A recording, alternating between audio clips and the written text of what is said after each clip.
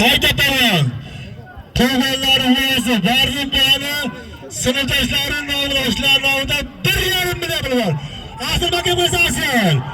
Asl makka bo'lsa asl. Halolki asl.